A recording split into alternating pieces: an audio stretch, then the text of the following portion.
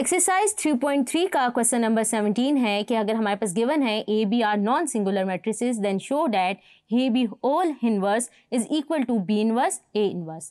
तो हम क्या करेंगे, हमारे पास गिवन कंडीशन क्या है, A B non singular matrices है, यानी ऐसी मैट्रिसेस जिनका इनवर्स क्या करता है, एग्जिस्ट करता है। तो इस कंडीशन को यूज़ करते हुए हम इस प्रूफ को करेंगे। तो हम क्या करते हैं, ले लेते हैं, कंसिडर कर लेते हैं ए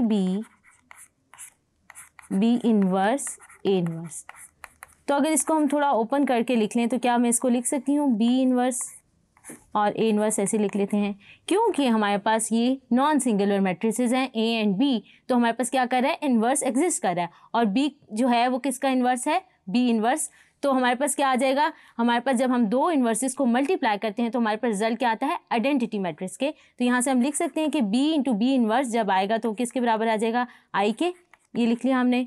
अब हम अगर आइडेंटिटी मैट्रिक्स को किसी भी मैट्रिक्स से मल्टीप्लाई करें तो वो मैट्रिक्स क्या आ जाती है, सेम आ जाती है। तो हमारे पास क्या आ जाता है, वही आंसर मैट्रिक्स आ जाएगा। जब हम ए आई को ए से मल्टीप्लाई करेंगे तो हमारे पास रिजल्ट क्या आ जाएगा, ए।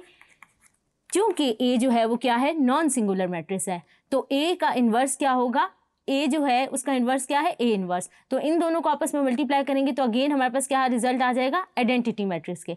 तो इस कंडीशन को हम कह देते हैं कि हमारे पास क्या है, 1। इसी तरह हम कंसीडर कर लेते हैं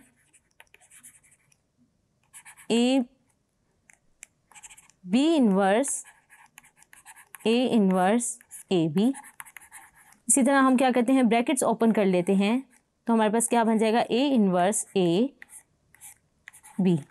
क्योंकि ए हमारे पास क्या है, सिंगुलर मैट्रिक्स है, तो ए का इन्वर्स जो होगा वो क्या होगा, ए इन्वर्स। और जब हम इन दोनों को आपस में मल्टीप्लाई करेंगे तो रिजल्ट क्या आ जाएगा, आइडेंटिटी मैट्रिक्स। तो यहाँ पे हम ये कंडीशन यूज कर लेते हैं। अब आइडेंटिटी मैट्रिक्स को अगर हम मैट्रिक्स से मल्टीप्लाई करें तो वही मैट्रिक्स हमारे पास क्या आ जाती है, वापस आ जाती है। तो जब मैं आई को बी से मल्टीप्लाई करूंगी तो मेरे पास क्या रिजल्ट आ जाएगा, बी।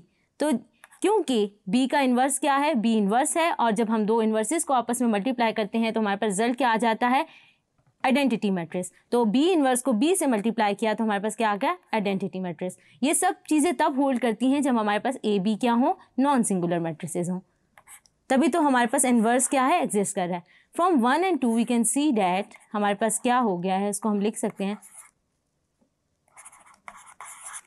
ए बी होल इन्वर्स जो है वो किसके बराबर आ जाएगा, बी इन्वर्स ए इन्वर्स।